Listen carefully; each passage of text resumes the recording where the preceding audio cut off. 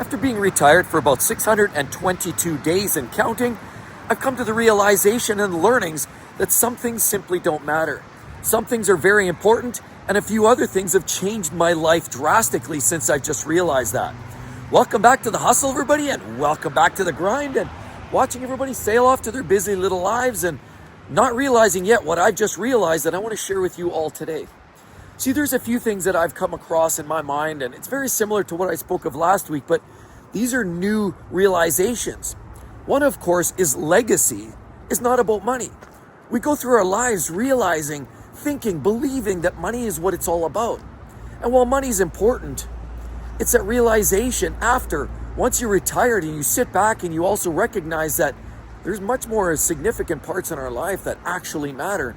The legacy that we leave behind is not about that 6-figure bank account, 7-figure bank account, whether we were the top pops, the big CEO, the big high flyer. See, because ask yourself this question. When you think back of some big people that you knew in history, some big movie stars, rock stars, whatever, maybe the CEO of a company that just left, do you realize the type of car they drove? Probably not. Do you also think about how much money maybe they earned for the last 5 years? Even though it was maybe publicly announced, do you remember that? Not really. But you do start to remember the things that they've done for good, for people. Things that they've done that really stand out, that you could tell that they actually cared. See, because I've got stories about this, and I want to share one of them. For example, one thing that I can think about is not money I may or may not have earned along the way, because let's be honest, money comes, money goes, it's very fleeting, and it's really irrelevant. And the more money you have, ultimately, is just an indication of what? You've stumbled across some little bit of luck, a little bit of success, but realistically, it doesn't really speak to your character. It doesn't really speak to how you treat other people or some of the big historical changes you've made or things that have improved, not just for you or your family, but even for generations. Because I think back when I was the last organization, one of these companies I worked for, I was kind of tagged up because of my history. I come from a high voltage background, and I have a lot of understanding of the implications of arc flash energy, shock hazards, and some of the safety implications when working around high voltage systems. See, for me, I knew that. I saw there was problems. I saw there was injuries, and every single year the industry took out hundreds of lives. And I thought there's got to be a better way. So along with a group that I was part of, a bit of an organizational subset of one of the teams, they had set me off. I built a little team of engineers, techs, and advisors, and we went off. And we generated a system, a process, and a new design system that was implemented by the company. We came up with, a design basis memorandum. We came up with basically how it was supposed to operate, the basic functionality and the intent. And then we set that forth. We wrote it up. We sent it to engineering. It was vetted through the group. Next thing you know, we now implemented a system that was not just helping our people, but it was going to help techs for future and beyond. And now, because of our touch in the industry, this moves outwardly. I have a lot of fingers and network in the industry of people of different companies that also encounter these types of potential hazards, because a lot of people I know that work in the high voltage industry certainly have these problems to concern with. Sure, you can put on an arc flash suit, you can put on all kinds of protective measures, but ultimately, what's the next generation and the generation after that going to do? If we can't learn from mistakes, accidents, and injuries, then what good are we? I truly believe those are one of the legacies that I created, and it's going to help generations and beyond. Not only that, I think about a club that I was part of with my dad, years ago, sadly, had passed now. He's been gone now 5 years, and it just seems like yesterday. Very, very sad and heartbreaking for me. But, I think way back in the day, him and I, we joined this local club, and it was a club that was really designed to raise money locally, fundraise. And we'd have to work bingos, we'd have to work casinos, we'd have to work all for free, essentially, but to fundraise. And the profits for that went into local community charities. One of the things that we did, it took a couple of years of fundraising, we managed to raise some funds, and they built a couple of playgrounds in areas where otherwise, young ones had no place to play but in dirt and fields. So we generated the money through fundraising to now help generations of young ones to play and enjoy playgrounds. See, these are those little legacies that I like to add on, that I truly believe those are the things that we should be remembered by. It's not about how much money in our bank, because that comes and goes. You know, I can save $2 million, and if I hand it off when I'm gone to the next generation, they decide to spend it on frivolous expenditures, that all that money, hard work, and effort went up in smoke. So what does it really matter? And what is money? I mean, money, we talk about, you hear all the stories about fiat currency and our money and the devaluation and inflation. Really, what is money? It comes, it goes, it's irrelevant. But what is relevant is the way we touch the future generations, the way we touch ourselves and our family and our own livelihoods. Those are the things and the impacts that we make on people. And as I've retired now, I've had more and more time to reflect on some of these things, these legacies that I've created and done, and some of these touches I've made that will help potential future generations. And see, those are the things that really matter. It's also the fact now I'm spending more time with family, with friends, reaching out, having more of those heart-to-heart chats, reaching out to some folks that maybe I knew years ago, and, you know, kind of relighting and having those chats and getting together again to, you know what, enjoy a good laugh and maybe a cup of coffee. But see, it's the changing of other lives, improving on other people's lives, that is really truly a measure of our overall legacy. Not how much we've earned, not the title on the door, not whether you were the CEO. Nobody cares what kind of car you drive, and nobody even cares the house you live in. It's the impact and the positive change you've made in other people's lives. Another thing that I've come to learn in these 622 days is that we're all replaceable. And while this isn't meant to sound bitter or angry or cranky or whiny, on the contrary, I mean, many people are going to complain, we're all replaceable, we're all just a number. 100%. But don't look at it in a negative way. I try to look at this in a positive way, an invigorating way that actually liberates us. Because the sooner that we realize that it doesn't matter. We show up, we do our job, go home, turn off the lights, see you later. This happens on a daily basis, every single day. You show up in the morning at 8 o'clock, you turn off the lights at 4:30, head home. This cycle goes on and on for years. But there will be that day where it no longer happens. It just stops, somehow, some way. Whether you retire, whether you get fired, whether you get transitioned out, or whether you pass. I've seen people pass on job sites before too. So whatever that is, your day is numbered.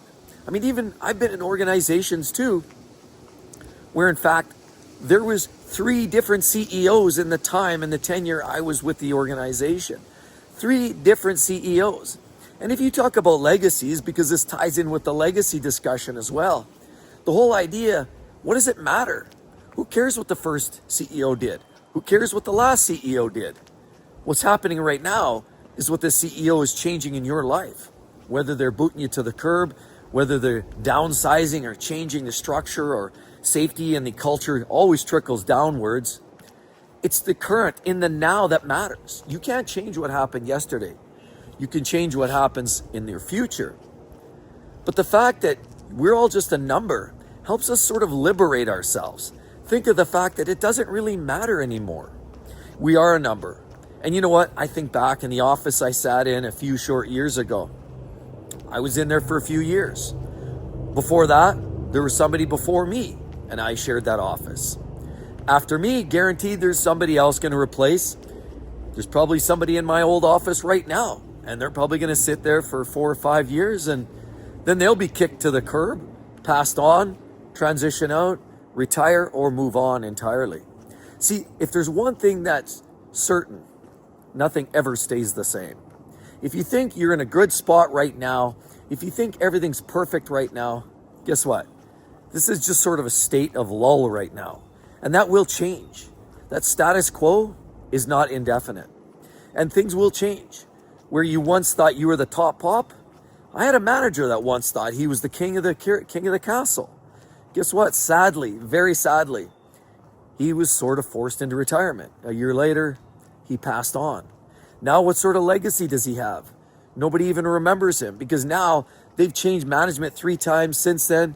a whole different fleet of different workers and employees have changed. Things have managed to shuffle around, and now nobody is left standing there that even remembers him. His legacy's gone, it's wiped out. So having that number, whatever your number is at that corporation or that organization, none of that really matters. So moving on from that, it's very liberating just to realize that we are just a number. Put in your time, spend your time, try to create some legacy that has a lasting positive impact on other people's lives. But beyond that, who cares what your title is? Who cares what your number is, which I, by the way, still remember? Just move on. It's not that big of a deal. And that's one thing I've learned in this last 622 days, that it just doesn't matter what I did, what they called me, or, who's who in the zoo. I can't even remember the last name of most of the people I worked with a mere 2 years ago. It's already gone by so fast, and quite honestly, I don't even know if it mattered that much in the first place. Consumer culture fills existential gaps. Yes, in 622 days of retirement, that's what I've also started to realize. That buying goods is just a false sense of whatever. It's a sense that makes us feel like something matters in our lives, makes us feel important, for a minute. And quite often, a lot of us just go out there and buy and shop, just maybe we're bored. You go out on a Saturday afternoon and think about that for a second. You know what, you're working all week, then all of a sudden you've got a Saturday afternoon off and you're like, okay, well, let's go buy some goods. Let's go buy something. Maybe a new bedroom suite. Let's go buy a new car. How about a new TV? People are always filling their lives, or the gaps in their lives, with purchasing. I mean, the whole consumer market is just that absolutely overloads consumers like us with the idea that we need the next new shiny toy, the next new piece of electronics and technology. And you know what? Once you retire, and I have in 622 days ago, initially it didn't hit me, but as time goes on, more and more, I'm seeing as time sails on by, I'm realizing that that's just filling a gap. It's actually a distraction for people out of work. See, when you work, you're busy, you're hustling, you're moving, you're shaking, you're preoccupied with trying to move up the corporate ladder. You're busy trying to enhance yourself, to make yourself more sellable and marketable, and it matters. It seems to matter. I've met so many people while I was working that they spend way more time with their nose between somebody's cracks to just try to hope to get themselves another rung up the ladder, and maybe they'll get that next promotion. So while a lot of people are spending their lives chasing that next job, that improved pay grade or some new title, the realization that a lot of these consumer goods simply don't matter. And even those people that are busy chasing don't get that sniff until, well, it just doesn't smell right, or that Saturday afternoon rolls around when in fact it's time to go shopping, because that's probably the only day of the week they have left. As we've spoken before, Sunday's sort of a day of recuperation, a day of resalvaging what you had left of your own time and sort of planning again for the week coming up. Then the next 5 days results in just going hard again. And, the only time you take a breath, you realize that on Saturday, it's time to go shopping. You see, because why? Because there's a gap and space in time. And this marketing machine is a big, slow wheel, and it keeps us active. So you're sitting there watching TV, and you may not go out and buy that new piece of electronic or that new cell phone or that new car just right now. But the marketing machine is powerful. It comes up everywhere. On your cell phone, comes up on your TV, on your next show. You're watching even streaming video now. They're injecting videos about all kinds of marketing opportunities, buying a new tent, maybe buy that new car, or that, whatever it is. And that is one thing that catches us all off by guard. There's almost a subliminal message that's constantly being hammered into our minds about, you need to buy this, and here's how it's going to make you feel. It's going to make you feel better about yourself. It's going to make you more impressive. It's going to make your neighbors jealous. It's going to make your boss jealous. Your coworkers are going to be jealous. Everybody's going to want to be you. See, because they sell you on the fact of it's going to make you better in some way. It's going to bring you health, wealth, and success, and love, and happiness, and all those things and those joys that we once wish we had. That's what the marketing machine is good at. It's not telling you that you need a new car. It's painting the picture of how much better your life is. All of a sudden, you've got this great date sitting next to you. You're also all of a sudden driving down the coastal region somewhere in the south of France.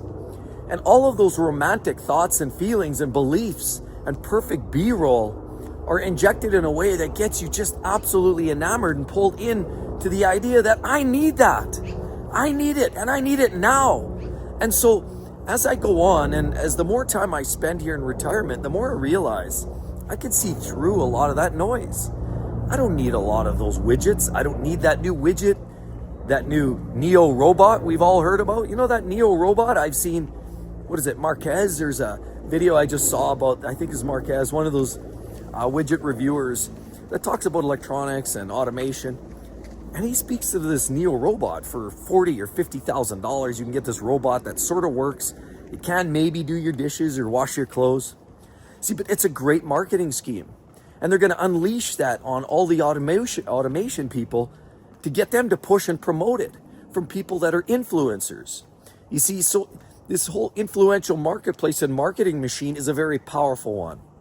And so the whole idea of telling you that you need this, it's not just them saying you need it, it's painting the picture of how it's going to make your life so much better. It's filling in those gaps for you when you're not busy at work. But now once you retire, that's one big gap because you're not working anymore. So you have all of this extra free time. But wait a minute, now you have time to sort of navigate that, think about it. And it's not always about, restricted income levels. And some people, clearly, when you're working, you're making a steady flow, a cash flow. And when you're not and you're retired, you're on limited income. But you also have more time to think about, wait a minute, do I really need that? How is that going to truly enhance my life? Do I need a 1,000 horsepower Camaro to make my life better? Well, yeah, maybe. But again, everybody, you have time to think about those little things, the big things. And as I, age and the deeper I get into retirement, the more I realize that this whole consumer concept is one to fill in your gaps when you have a moment in time, a space in time that you realize that I'm going to go down and buy that widget. Anyway, I'd like to hear your thoughts down below on that whole matter. But most importantly, right over there, check out that video I did last week about things I literally just stopped caring about. They just don't matter anymore. Anyway, very similar video, but since I've been retired, it really matters. And some things I just pretty much gave up on. Hope to see each and every one of you real soon, everybody. Bye-bye.